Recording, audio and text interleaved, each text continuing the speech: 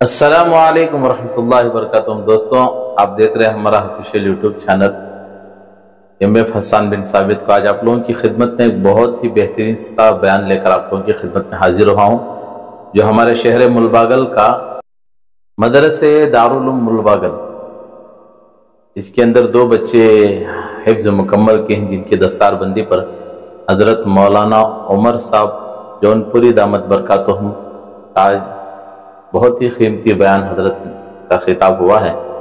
آپ حضرت کے اس پورے بیان کو ضرور سنیے گا اور آخر میں ہمارے چینل کو لائک اور شیئر ضرور کیجیے گا۔ الرحمن الرحیم، الحمد للہ نحمده ونستعینه ونستغفره ونؤمن به ونتوکل علیہ ونعوذ باللہ من شرور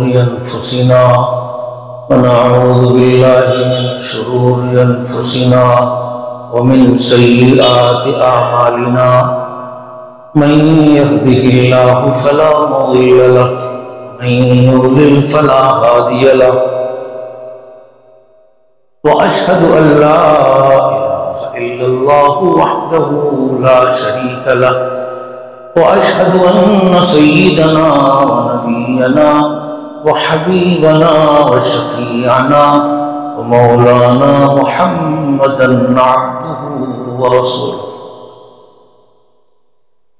صلى الله تعالى عليه وعلى آله وأصحابه وبارك وسلم تسليما كثيرا كثيرا. أما بعد فأعوذ بالله من الشيطان الرجيم، بسم الله الرحمن الرحيم. يا أيها الذين آمنوا قوا أنفسكم وأهليكم نارا وقودها الناس والحجارة عليها ملائكة غلاظ شداد لا يعصون الله ما أمرهم ويفعلون ما يؤمرون. وعن أبي أمامة رضي الله تعالى عنه عن النبي صلى الله عليه وسلم قال: من غدا إلى المسجد لا يريد إلا أن يتعلمه خيرا أو يعلمه كان له كأجر حاج تاما حجته، كما قال علیہ الصلاۃ والسلام. معزز مقتدر علماء اکرام، بزرگوں، دوستوں اور پیارے بچوں، ابھی جب میں آیا اور مولانا سے ملاقات کے بعد مولانا مجھے گھر میں لے کے چلے گئے. میں وہیں بیٹھا ہوا تھا تو یہ بھائی آئے، سلام و صافہ کیا. میں نے پوچھا کون ہو، کہاں کے رہنے والے؟ انہوں نے بتایا کہ یہ جس گھر میں آپ بیٹھے ہیں یہ میرا ہی گھر ہے. کیا کہا؟ میں نے کہا مگر یہ کسی کا گھر تو نہیں معلوم ہو رہا، یہ تو مدرسہ معلوم ہو رہا ہے. یہاں قرآن شریف رکھا ہے، یہاں تپائی رکھی ہے، یہ تو مدرسے کا نقشہ ہے. تب انہوں نے راز کھولا کہ ہاں واقعی میں ہمارا گھر ہی تھا، لیکن ہماری عقل میں آیا. میں نے کہا تمہارا نام کیا؟ بولو. اجمل صاحب. انہوں نے کہا ہمارے دل میں آیا کہ نہیں، ہم اپنے اس مدرسے، اپنے گھر کو مدرسے کے لیے دے دیں اور یہاں سے مدرسے کا آغاز ہو جائے. اب اس کے بیک گراؤنڈ میں آپ کو بتاؤں، یہ انہوں نے جو کام کیا یہ کتنا مبارک کام ہے، کتنا بابرکت ہے، اور بابرکت ہونے کے ساتھ ساتھ کس قدر ضروری وہ آپ کو بتاتا ہوں. پہلے حدیث سنو، بخاری کی روایت ہے. رسول اللہ صلی اللہ علیہ وسلم ارشاد فرماتے ہیں: من یرید اللہ بہ خیرا یفقہہ فی الدین. اللہ تعالیٰ جس کسی بندے کے ساتھ خیر کا فیصلہ فرما لیتے ہیں کہ اس کے ساتھ آگے خیر ہی خیر، تو اس کی ایک علامت یہ ہے کہ اللہ تعالیٰ اس کو دین کی سمجھ عطا، دین کا علم عطا. آپ کو معلوم ہونا چاہیے کہ دین کا علم یہ ہماری زندگی کی سب سے بڑی ضرورت ہے۔ دین کا علم کیا بولو؟ یہ ہماری زندگی کی سب سے بڑی، کھانے سے بڑھ کر، پینے سے بڑھ کر، مکان سے بڑھ کر، دکان سے بڑھ کر، کاروبار، سب سے بڑی ہماری ضرورت کیا بولو؟ کیسے؟ اب آپ سے میں پوچھوں، اگر آپ کے پاس دین کا علم نہیں ہے تو اللہ تعالیٰ کو آپ پہچان سکتے ہیں؟ اگر ہمارے پاس دین کا علم نہیں میرے بھائیوں، ہم اپنے اللہ کو نہیں پہچان سکتے، اپنے رسول کو نہیں پہچان سکتے، اور صحابہ کو نہیں پہچان سکتے، اولیاء اللہ کا مرتبہ کیا ہے، مسجد کی عظمت کیا ہے، مدرسہ کیا ہے، کچھ بھی نہیں۔ یہاں تک کہ اگر آپ کے پاس دین کا علم نہیں ہے تو آپ کی کوئی عبادت بھی صحیح نہیں ہو سکتی۔ یہ بھی آپ نے نماز پڑھی ہے، عشاء کی کئی رکعت پڑھی ہے بولو؟ 4 پڑھی کہ 5 پڑھی؟ 4 ہی پڑھی۔ اگر کسی دن امام صاحب موڈ میں ہو، بولے آج طبیعت بہت اچھی ہے، آج میں 4 کی جگہ 5 پڑھوں گا اور سورہ فاتحہ بھی زیادہ پڑھوں گا، سورت بھی زیادہ پڑھوں گا، تو بولو وہ نماز اللہ کے قبول ہوگی؟ حالانکہ ایکسٹرا پڑھ رہے ہیں سورہ فاتحہ۔ کیوں؟ رسول اللہ صلی اللہ علیہ وسلم جو علم لے کر آئے تھے اللہ تعالیٰ کے پاس، اور حضور نے جو طریقہ بتایا تھا، یہ اس طریقے کے خلاف ہے۔ چاہے 4 کی جگہ 40 پڑھ لیں، وہ قبول نہیں۔ دین کا علم ہماری زندگی کی سب سے بڑی ضرورت ہے۔ پھر آگے نماز کے اندر مسائل ہیں، کچھ چیزیں ایسی جن سے نماز ہی ٹوٹ جاتی ہے۔ نماز میں کچھ چیزیں ایسی ہیں جن سے بولو نماز ہی ٹوٹ جاتی ہے۔ مثال کے طور پر تکبیر تحریمہ آپ پڑھتے ہیں نا، اللہ اکبر، اسی اللہ اکبر کو اگر آپ نے کہہ دیا اللہ اکبر تو مسئلہ لکھا کہ نماز فاسد۔ اسی اللہ اکبر کو آپ نے اللہ اکبر پڑھ دیا تو بھی مسئلہ لکھا کہ نماز فاسد۔ اور اس کے علاوہ تکبیر تحریمہ سے لے کے سلام پھیرنے تک میں نماز میں مسئلے ہی مسئلے ہیں۔ کچھ چیزیں فرض ہیں، کچھ چیزیں واجب ہیں، کچھ چیزیں سنت ہیں، کچھ نماز کو توڑنے والی ہیں، کچھ سجدہ سہو کو لازم کرنے والی۔ اگر مسائل کے مطابق آپ نماز پڑھیں گے تب تو وہ نماز ہوگی، ورنہ اس کا نام ہے اٹھک بیٹھک۔ کیا نام ہوگا؟ اگر آپ کے پاس دین کا علم نہیں تو بتاؤں کیسی کیسی جہالت کرتے۔ ایک صاحب تھے، حافظ صاحب تھے، بس مسائل معلوم نہیں تھے۔ وہ اپنے 2 ساتھیوں کے ساتھ مسجد میں گئے، ایک جگہ نماز پڑھی۔ وہ اتفاق سے امام صاحب کو نماز میں وضو ٹوٹ گیا۔ کیا ہوا؟ وضو ٹوٹ گیا۔ اب مسئلہ یہ ہے کہ وضو ٹوٹ جائے تو اپنے پیچھے کوئی جو سمجھدار آدمی ہو اس کو جو آگے بڑھا دو، اور وہ آگے کی نماز آگے چلا، اور یہ جائے وضو کر دو۔ تو وہ حافظ صاحب جو تھے، امام صاحب نے ان کو سمجھا کہ کچھ پڑھے لکھ کے معلوم ہو رہے ہیں، ان کو اشارے سے آگے بڑھا دیا اور اپنا وضو کرنے چلے۔ اب یہ حافظ صاحب کے 2 اور جو ساتھی تھے نا، اس میں سے ایک نماز میں بول رہا ابھی یہ کیا ہو گیا، دوسرا بول رہا یوں بھی ہوا کرے۔ ٹھیک ہے، پھر جب دونوں نے ایسے کہہ دیا تو اب حافظ صاحب آگے سے بولتے ہیں جب یہ سبوں نے اپنی نماز فاسد کر دی تو میں نماز ہی کس کو پڑھاؤں؟ تینوں نے ایسی باتیں نماز میں بولی کہ بول کے سب کی نماز فاسد۔ یہ ایک مسئلے کا نماز کا علم نہ ہونے کا۔ ایسے میں تمہیں کتنے سمپل دکھاؤں، چلو مہاراشٹر میں لے چلتا ہوں۔ مہاراشٹر کے ایک حاجی صاحب گئے حج کرنے کے لیے، 70 سال کی عمر، حج کر کے آئے اور سارا کام کر کے آئے مگر طواف زیارت چھوڑ دی۔ اب آ کے یہاں مسئلہ پوچھ رہے ہیں مفتی لوگ، بھائی میں نے سب کیا، طواف زیارت چھوڑ دیا، اب کیا کرنا، اب کیا کرنا؟ ان سے حاجی صاحب سے پوچھا کہ حاجی صاحب آپ نے طواف زیارت کیوں نہیں کی؟ اب میں جب حرم شریف میں پہنچا طواف کے لیے بڑا رش تھا، بہت بھیڑ تھی، بہت رش تھا، اور جو معذور لوگوں کو اٹھا کے کراتے تھے ان سے پوچھا کتنے پیسے لوگے؟ انہوں نے کہا 300 ریال لیں گے۔ وہ مجھے مہنگا لگا بچہ۔ اب بتاؤ مفتی صاحب بیٹھے، پوچھو ان کا حاجی صاحب کا کیا بنا؟ طواف زیارت حج کا ایسا عظیم الشان فریضہ ہے، اگر کوئی اس کو چھوڑ کر چلا آیا تو جب تک وہ زندہ رہے گا اس کی بیوی اس کے لیے حلال نہیں ہو سکتی جب تک کہ واپس جا کے پھر سے چاہے وہ 10 سال زندہ رہے. یہ اتنا بڑا اب حاجی صاحب کو پھر واپس جا کے طواف زیارت کے لیے سفر کرنا پڑے گا نا. کتنا بھی سستا ٹکٹ ملے گا آنے جانے کا 25,000 تو لگے گا. تو 25,000 زیادہ ہے کہ 300 بھی آنے پڑے. اب سمجھ میں آئے گا ایک مسئلے کا علم نہ ہونے کی وجہ سے اب کتنے خرچ کرنے پڑے. یہ سب سمپل دکھا رہا ہوں. آگے سنو بمبئی کا قصہ. رمضان کا مہینہ تھا. ایک جگہ ایک صاحب ہمارے دوست جماعت میں گئے 3 دن. وہاں ایک نوجوان سے ملاقات ہوئی. باتوں باتوں میں سب راز کھلا. پھر انہوں نے آ کے ہم سے مسئلہ پوچھا مفتی صاحب رمضان کے روزے میں کیا کرنا کیا نہیں کرنا. میں نے کہا وہ تو بعد میں بتاؤں گا. قصہ کیا پیش آیا بتاؤ. اب قصہ پیش آیا کہ ہم بھی جماعت میں گئے تھے, نوجوان بھی جماعت میں آیا ہوا تھا, اور باتوں باتوں میں اس نے بتایا کہ رمضان میں روزے کی حالت میں اس نے اپنی بیوی سے صحبت کیا. میں نے کہا کتنی مرتبہ؟ کہا 15-16 مرتبہ.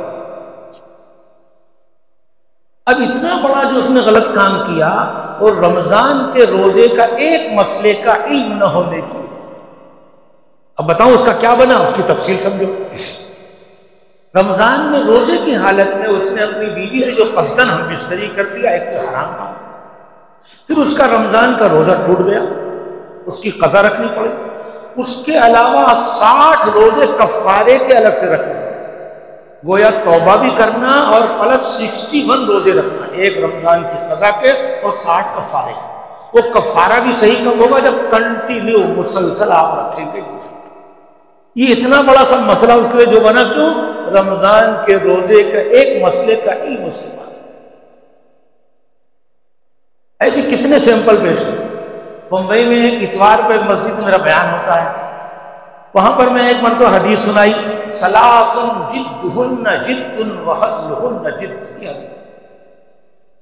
کہ شریعت میں 3 چیزیں ایسی ہیں کہ اگر کوئی مذاق میں کہہ دے گا تب بھی حقیقت مانی جائیں گی, اور حقیقت میں کہا تب تو حقیقت ہے.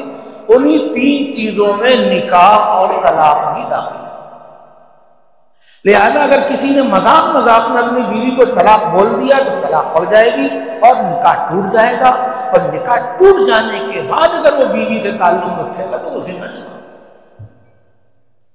جب یہ حدیث سنائی تو ایک نوجوان کا کیس میرے سامنے آیا.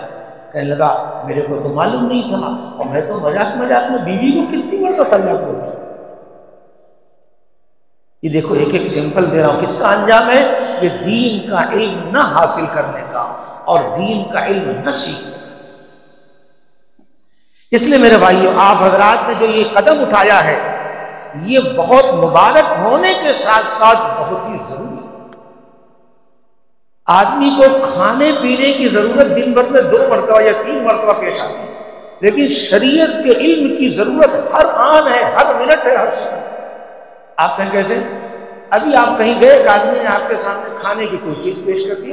اب آپ کو حلال و حرام کا علم ہونا چاہیے. یہ چیز ہمارے سامنے جو آئی ہے یہ حلال ہے تو کھائیں گے, اور حرام ہے تو آپ کے پاس حلال و حرام کا علم. تو میرے بھائیوں, یہ آپ حضرات نے جو قدم اٹھایا ہے یہ بہت مبارک ہے, اور مبارک ہونے کے ساتھ ساتھ ضروری بہت. اسی لیے حدیث پاک میں رسول اللہ صلی اللہ علیہ وسلم نے دین کا علم حاصل کرنے والوں کے لیے بڑی بڑی بشارتیں, خوشخبریاں اور ان کے لیے انعامات, طرح طرح کے انعامات کرائے. ایک حدیث ابن ماجہ کی یاد آئی, آپ کو سناتا ہوں, سنیے. ایک حدیث میں رسول اللہ صلی اللہ علیہ وسلم نے ارشاد فرمایا, وَإِنَّ الْعَالِمَ لَيَسْتَغْفِرُ لَهُ مَنْ فِي السَّمَاوَاتِ وَمَنْ فِي الْأَرْضِ حَتَّى الْحِيتَانُ فِي الْبَحْرِ. عالم, یہ دین کا جو علم رکھنے والا, جانتے اس کا مرتبہ کیا ہے؟ آسمان میں جتنی مخلوق ہے وہ بھی, اور زمین کے اندر جتنی مخلوق ہے وہ بھی, وہ سب عالم دین کے لیے بخشش کی دعا کرتے ہیں. اور ایک حدیث ابن ماجہ کی دوسری ہے, اس میں فرمایا وَإِنَّ طَالِبَ الْعِلْمِ يَسْتَغْفِرُ لَهُ كُلُّ شَيْءٍ.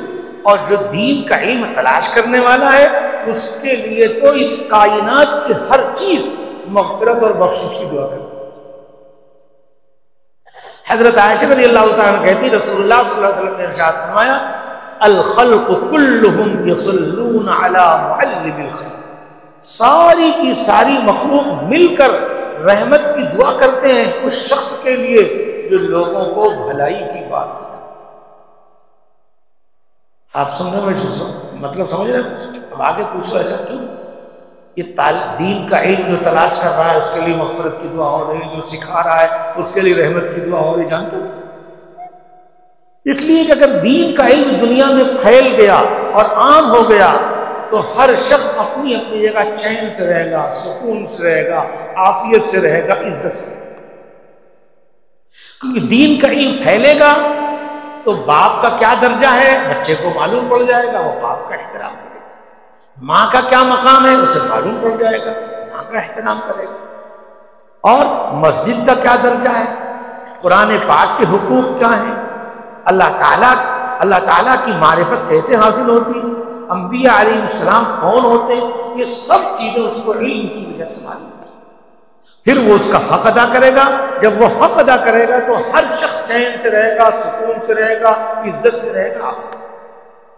کیا بات نکلی کہ دین کا علم حاصل کرنے والا طالب علم اور عالم یہ ساری کائنات اور ساری مخلوقات کی ضرورت ہے، کیوں یہ رہیں گے اور دین کا علم سیکھیں گے، سکھائیں گے تو ہر ایک کو اس کا حق ملے گا، اور جب حق ملے گا تو چین سے رہیں گے، سکون سے۔ ارے میری بات سمجھ میں آ رہی؟ نہیں ابھی نہیں سمجھ میں۔ یہ تو میں تصویر کا ایک رخ دکھا رہا ہوں تھوڑا، اب آؤ تصویر کا دوسرا رخ دیکھو۔ اگر تم نے دین کا علم عام نہیں کیا، قرآن کے یہ مکاتب جگہ جگہ قائم نہیں کیے، قرآن کی فکر کو عام نہیں کیا، قرآن کی تعلیم کو عام نہیں کیا، پھر ہوگا کیا دنیا میں؟ آؤ وہ دکھاتے ہیں۔ اب بات سمجھ میں آئے، نام نہیں لوں گا، تمہارے آندھرا کے قریب کا علاقہ ہے، گیا تھا بھی کچھ دنوں پہلے،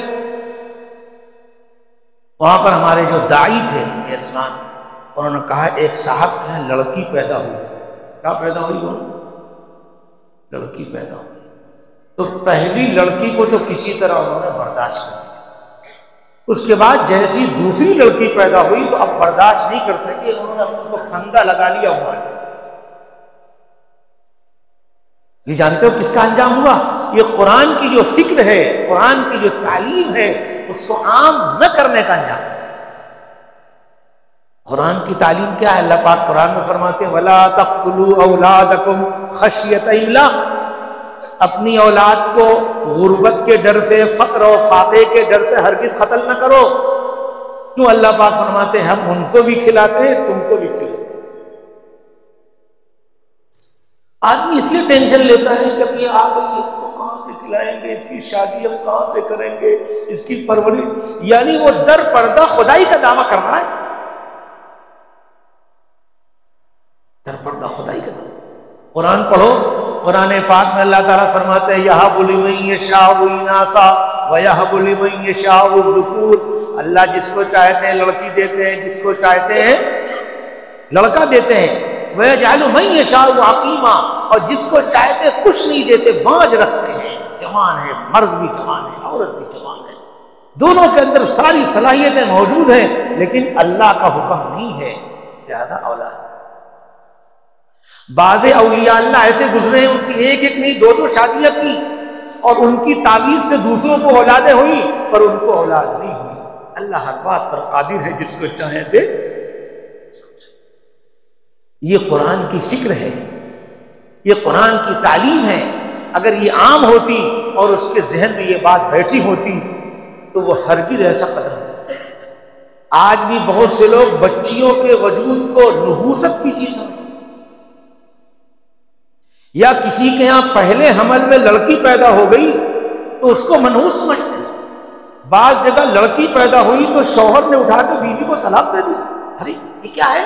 یہ وہی ہے کہ قرآن کی تعلیم کو آپ نے عام نہیں کیا، قرآن کی سوچ کو آپ نے عام کیا۔ ہمارے ساتھ بمبئی میں ایسا واقعہ پیش ہے، ایک شوہر نے اپنی بیوی کو طلاق دے دیا۔ اس سے متاثر ہو کر میں نے ایک کتاب اس وقت پھیلایا تھا، اس کا نام تھا بیٹی اللہ کی رہ گئی۔ بیٹی کون ہے بولو؟ معارف القرآن میں لکھا ہے کہ ایک عورت وہ ہے جس کے پہلے حمل میں لڑکا پیدا ہوتا ہے، ایک عورت وہ ہے جس کے پہلے حمل میں لڑکی پیدا ہوتی ہے۔ تو وہ جس کے پہلے حمل میں لڑکی پیدا ہوئی یہ عورت کے بابرکت ہونے کی علامت ہے۔ کیا لکھا بولو؟ حضرت عائشہ رضی اللہ تعالیٰ عنہ کے پاس ایک مرتبہ ایک بھیک مانگنے والی عورت آئی، اس طرح آئی کہ اس کے ساتھ 2 بچیاں بھی ساتھ۔ اس نے حضرت سے کچھ مانگا، حضرت کہتی اس وقت میرے پاس خالی دینے کے لیے ایک ہی کھجور تھی، وہ ایک کھجور میں نے دے دیا۔ اور وہ کہتی ہیں کہ میرے سامنے اس عورت نے اس کھجور کے 2 ٹکڑے کیے، ایک ٹکڑا اس بچی کو کھلا دیا، دوسرا اس بچی کو کھلا دیا، اور بیچاری خود صبر کر کے رہے گی خوشی۔ جب رسول اللہ صلی اللہ علیہ وسلم تشریف لائے تو پورا دکھڑا حضرت عائشہ رضی اللہ تعالیٰ نے سنایا۔ اس واقعے کو سن کر رسول اللہ صلی اللہ علیہ وسلم نے بشارت دی، اور قیامت تک کی آنے والی ساری بچیوں کے لیے بشارت، اور وہ آدمی جو بچیوں کی پرورش کرے، خوش دلی سے کرے، اچھائی کے ساتھ کرے اور دل کھول کے کرے، اس کے لیے بشارت۔ حضور نے فرمایا من ابتلی من ہذہ البنات، جو بھی میری امت کا شخص بچیوں کے سلسلے میں آزمائش میں مبتلا ہو، پھر ان کے ساتھ وہ اچھائی کا سلوک کرے گا تو یہ پرورش کرنا اور اچھا سلوک کرنا اس کو جہنم کے عذاب سے بچائے۔ ایک حدیث میں حضور نے فرمایا اللہ اخبرکم بافضل الصدقہ، ارے تم صدقہ بہت کرتے ہو، بتاؤں صدقے کی بہترین اور افضل شکل بتاؤں؟ کا صدقے کی ایک بہترین شکل یہ ہے ابنتک مردودۃ الیک لیس لہا کاسب غیرک، کا تم نے شادی کر دیا تھا بچی کی، داماد بھی اچھا مل گیا تھا، لیکن اتفاق سے داماد کا ایکسیڈنٹ ہو گیا، وہ جلدی سے چلا گیا، اب وہ بچی پلٹ کے پھر تمہارے گھر آ گئی۔ اب اس بچی کو گلے کا بوجھ نہ سمجھو، یہ آئی ہے تمہارے گھر، اب اس کے طفیل میں اس کی روٹی بھی تمہارے پاس بھیجی جائے گی۔ حضور فرماتے اس کے اوپر جو خرچ کرو گے اس میں افضل صدقے کا ثواب ملے گا۔ اب بتاؤ یہ سب باتیں کہاں ملیں گی؟ یہ مدرسوں میں ملیں گی۔ اس کی وجہ سے سوچ اچھی بنے گی، جب سوچ اچھی بنے گی تو عمل اچھا ہوگا۔ ایک صحابی آئے، کہنے لگے یا رسول اللہ میرے اچھے اخلاق کا، اچھے سلوک کا، اچھی خدمت کا سب سے زیادہ مستحق کون ہے؟ فرمایا تمہاری ماں۔ یا رسول اللہ پھر کون؟ فرمایا تمہاری ماں۔ یا رسول اللہ پھر کون ہے؟ فرمایا تمہاری ماں۔ کہا پھر کون؟ کہا تمہارا باپ۔ اتنا مرتبہ ہے ماں کا۔ ایک حدیث میں آتا ہے کہ جب کوئی نیک لڑکا اپنی ماں باپ کو محبت بھری ایک نظر دیکھتا ہے تو اللہ کو اتنا پیار آتا ہے کہ اس ایک نظر پر اللہ اس کو ایک حج کا ثواب عطا کرتا ہے۔ صحابہ نے کہا پھر تم تو بڑا ثواب لے لیں۔ کہا اللہ کے خزانے میں بھی کمی نہیں، تم روزانہ 100 مرتبہ اپنے ماں باپ کو محبت بھری نظر دیکھو گے تو 100 حج کا ثواب ملے گا۔ یہ باتیں بچوں کو کہاں انہی مدرسوں میں ملیں گی۔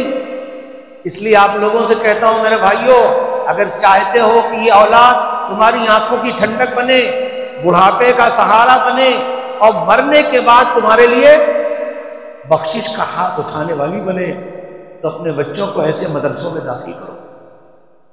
ایک حدیث کا مضمون ہے کہ قیامت کے دن ایک شخص کے سامنے نیکیوں کا بڑا بڑا ڈھیر پیش کیا جائے گا، کہے گا اللہ میرے پاس کتنی نیکیاں نہیں تھی، کہاں سے مل گئی؟ کہاں تو دنیا سے آیا تھا، ایک نیک لڑکا چھوڑ کے آیا تھا، وہ بار بار تیرے لیے مغفرت کی دعا کرتا تھا، بار بار بخشش کی دعا کرتا تھا، اس کی مغفرت کی دعا کے صدقے میں آج تجھے یہ مقام۔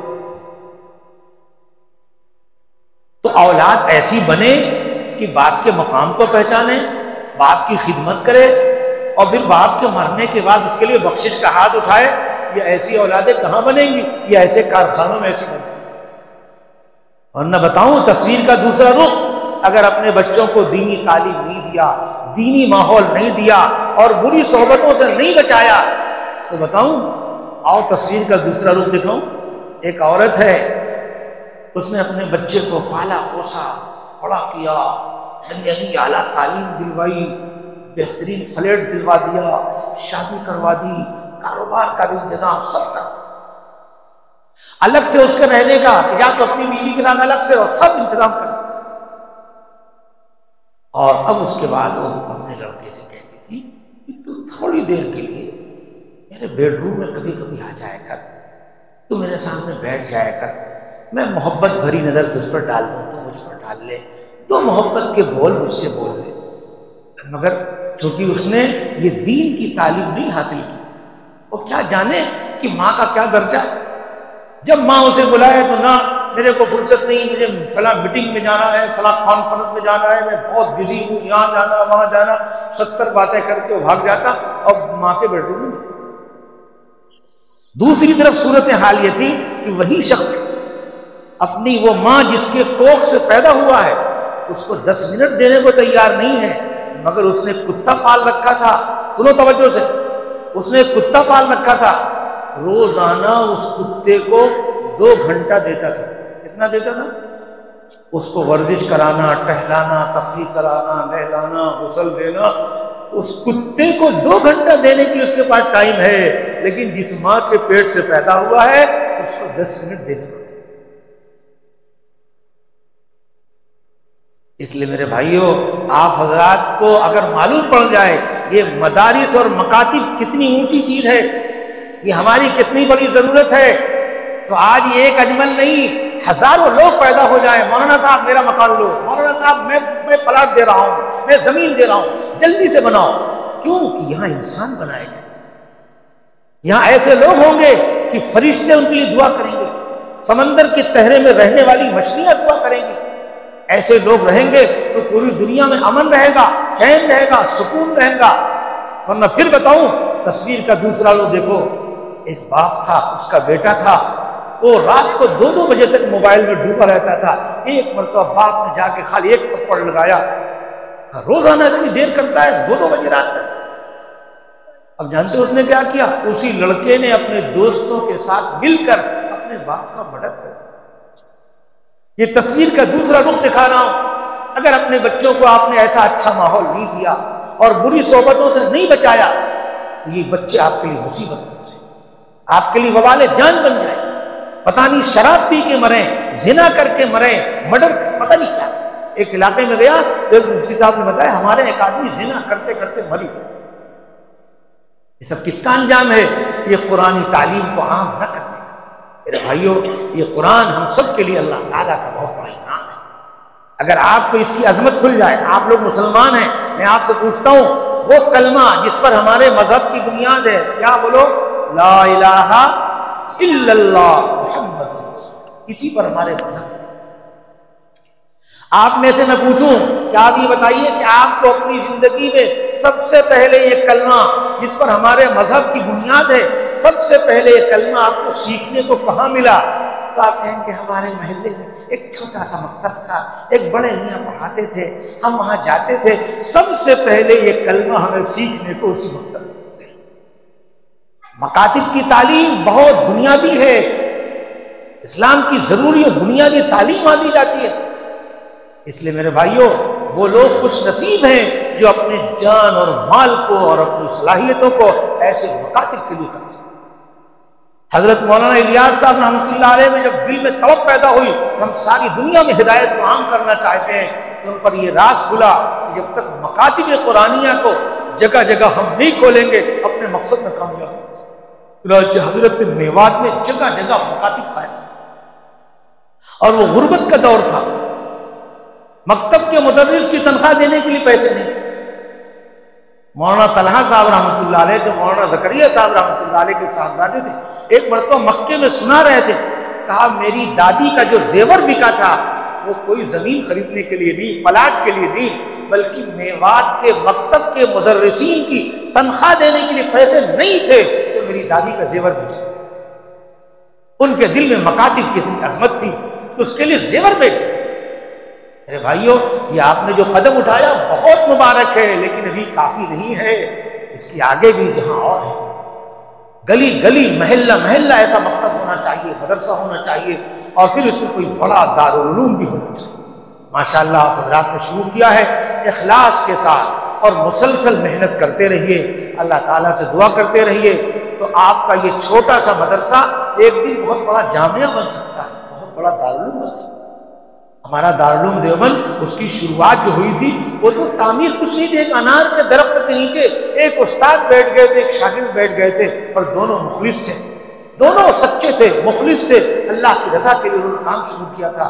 اللہ تعالیٰ نے ایسا آگے بڑھایا کہ آج آپ جانتے ہیں دارالعلوم دیوبند میں کتنی بڑی عظیم درسگاہ کی شکل اختیار کریں۔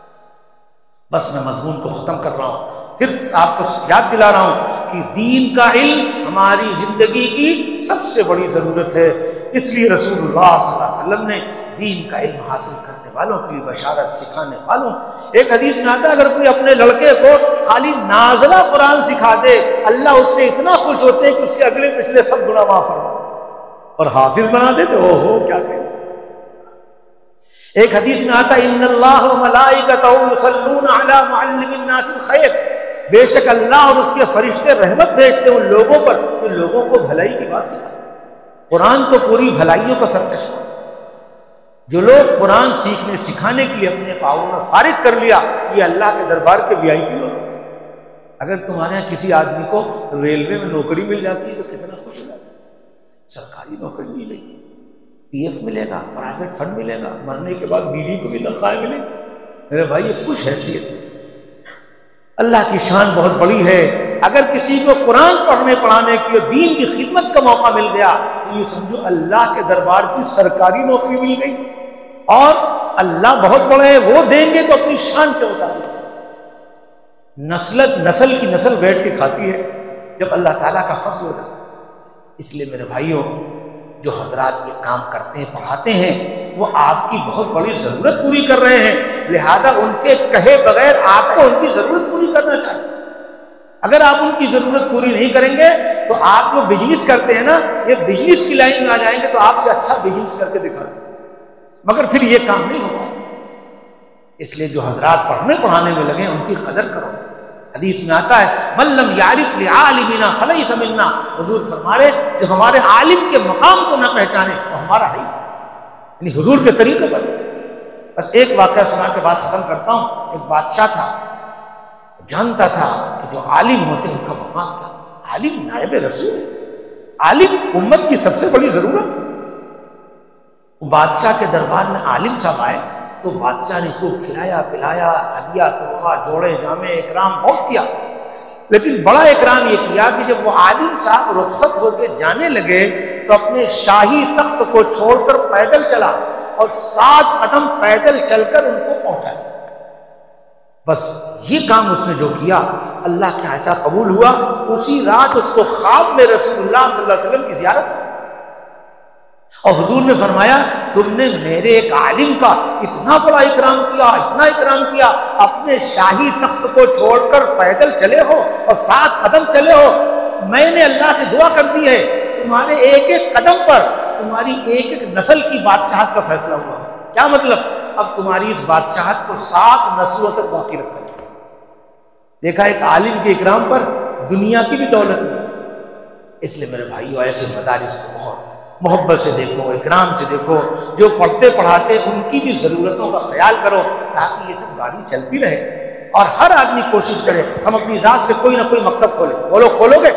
ہر آدمی کوشش کرو اپنی ذات سے ہم کوئی نہ کوئی مکتب کھول۔ یہ مکتب کیا ہے؟ کہ تمہاری آخرت کی بہت بڑی دکان ہے، اس میں جتنے قرآن پڑھتے پڑھاتے واسطہ در واسطہ پڑھتے رہیں گے سارا بنیاد تمہیں ملے گا، سارا ثواب تمہیں۔